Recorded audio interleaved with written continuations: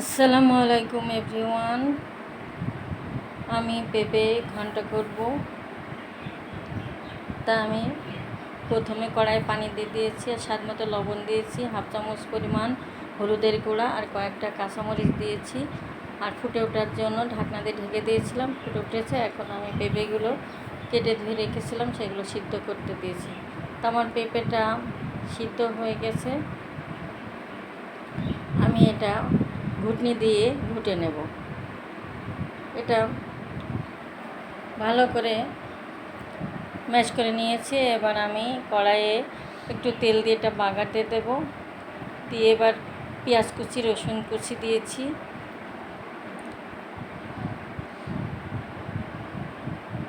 কিছুটা পাঁচফোড়ন দিয়েছি আর দেব কুমড়া ডালের বড়ি।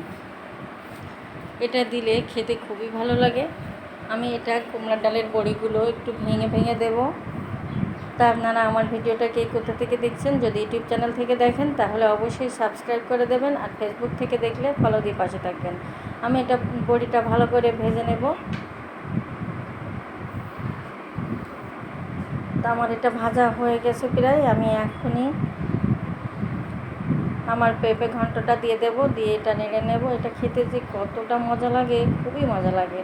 আসলে সবসময় মাছ মাংস খেতে ভালো লাগে না, একঘেয়েমি। এগুলো খেতে একটু এভাবে রান্না করে খেলে ভাতও খাওয়া যায়, আবার মুখের রুচি ফিরে আসে।